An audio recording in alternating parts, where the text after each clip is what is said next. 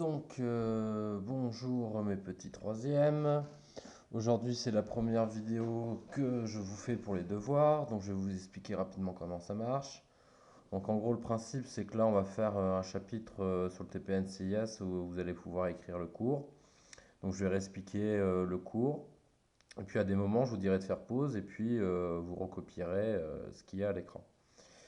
Au niveau donc en gros, il faut recopier tout ce qui est à l'écran. Les couleurs, vous reprenez exactement les mêmes couleurs. Vous pensez à sauter des lignes. Et puis, la seule couleur qui change, c'est que quand vous faites une présentation PowerPoint, vous utilisez le noir comme vous utilisez en général le bleu dans votre cahier. Donc, ça sera la seule couleur qui change. Donc, aujourd'hui, je vous parle donc du chapitre sur l'identification des ions. Alors, il y a un point d'interrogation ici parce que, à vrai dire, je me souviens plus du numéro du chapitre, donc je vous laisserai le mettre. Donc, dans la première partie, on reparlera du pH. Alors, pH, je ne sais plus si je vous l'avais défini, ce que ça voulait dire. Cet acronyme, ça veut dire potentiel hydrogène. Et puis, dans la deuxième partie, on reparlera les différents tests d'identification des ions qu'on a fait avec la soude et le nitrate d'argent.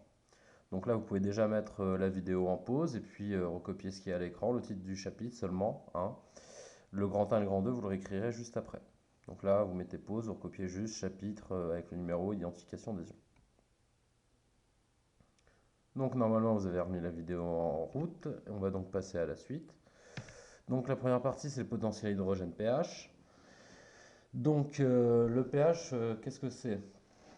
Le pH, c'est mesurer la concentration des ions H+ ou H- qui sont contenus dans une solution aqueuse. Alors, solution aqueuse, je vous rappelle que c'est une solution qui est faite avec de l'eau, tout simplement.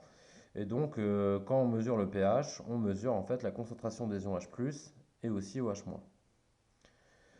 Ce pH, il est compris entre 0 et 14. Alors après, on peut différencier trois cas. Le premier cas, c'est si vous êtes proche de 0, on va dire toute la partie proche de 0. Vous avez donc une solution qui est acide. Ça veut dire que vous avez beaucoup d'ions H+ et pas beaucoup d'ions OH-. Plus vous êtes proche de 0, plus vous avez d'ions H+ et moins vous avez de OH-. Ensuite, le deuxième cas, c'est l'inverse. Vous êtes très proche de 14. Dans ce cas-là, on dit que la solution est basique. Et vous avez donc beaucoup d'ions OH- et très peu d'ions H+. Et pareil, plus vous approchez des 14, plus vous avez d'ions OH- et moins vous avez d'ions H+.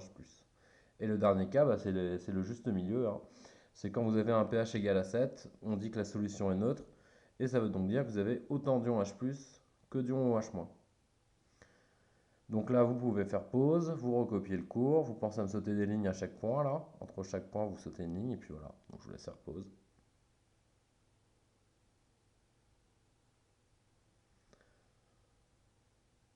Donc normalement, vous avez eu le temps de copier le cours, vous venez de relancer la vidéo. On va juste reparler rapidement de ce que c'est qu'un ion, parce que bien qu'on a vu ça en début d'année, je présume que la plupart d'entre vous ont déjà oublié ce que c'est. On rappelle que la matière est constituée d'atomes. Les atomes, donc un atome c'est une boule dans laquelle au milieu on a un noyau. Dans le noyau on a des petites billes qu'on appelle les neutrons et les protons. Le neutron est neutre comme c'est marqué dans son nom. Le proton est positif. Et puis autour de ce noyau tournent à une vitesse très grande des électrons. C'est des microbilles entre guillemets qui sont négatives elles. Un atome est électriquement neutre, comme les neutrons sont chargés 0, les protons plus 1 et les électrons moins 1. Ça veut donc dire que on a autant de protons que d'électrons, on a autant de plus que de moins. Par contre, il arrive que les atomes, ou une molécule d'ailleurs, perdent ou gagnent des électrons. Dans ce cas-là, ils prennent une charge électrique et on dit alors que c'est des ions. On peut avoir des ions comme les ions H+, qui sont des ions atomiques, ou alors des ions moléculaires comme OH-. Si je suis H+, par exemple, H+, c'est un atome qui a perdu un électron. Comme il a perdu une charge négative, d'accord, l'électron négatif, il devient positif. Inversement, OH- est une molécule qui a gagné un électron. Donc voilà, ça c'était le petit rappel sur les ions. Donc ensuite, on passe au grand 2. En gros, c'était toute la partie... Ah, j'ai oublié un truc tout à l'heure, pardon. Donc là, en fait, c'est que le pH se mesure à l'aide du papier pH. C'est celui que vous avez utilisé lors du TP pour mesurer. Et ensuite, vous comparez la couleur qu'il prenait au disque sur lequel étaient représentées les différentes couleurs en fonction de la valeur du pH entre 20 et 14. Donc bah, je vous laisse refaire pause rapidement pour compléter cette partie-là.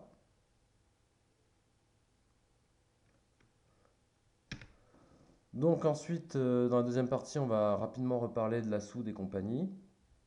Donc la première chose à dire, c'est que en gros, on a utilisé comme réactif la soude ou le nitrate d'argent. Et en gros, on le mettait dans une solution et puis on regardait si on observait un précipité. Et s'il y avait un précipité, on regardait la couleur de ce précipité. Et en fonction de la couleur, on arrivait à en déduire si c'était, par exemple, avec la soude, lion cuivre ou lion fer 2, lion fer 3, etc., etc. Alors, il faut savoir que ce qu'on appelle la soude, en fait, c'est quelque chose qui est composé d'ions OH- et Na+, mais c'est seulement les ions OH- qui interviennent dans la réaction lors des tests d'identification des ions. Mais comme une solution, ça aussi c'est un rappel de cours, est électriquement neutre, ça veut dire que si j'ai un ion négatif, j'ai forcément des ions positifs, parce que la somme des charges plus et moins qu'il y a dans un liquide est forcément égale à zéro.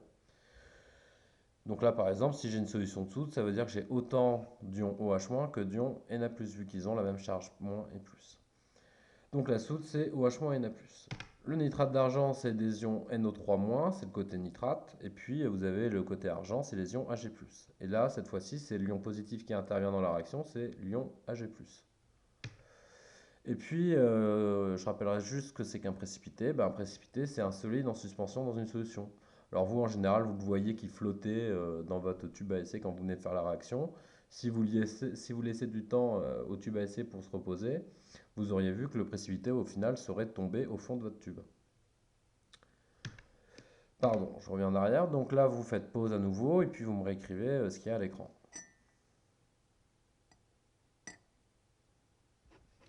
Donc maintenant, ça doit être fini. Alors, la dernière diapo va être très courte, hein. On va simplement reparler des résultats. Donc le protocole pour faire les tests, bah, de toute façon, normalement, je pense que si vous êtes des élèves sérieux comme vous l'êtes, vous avez dû garder le sujet du TPNCIS.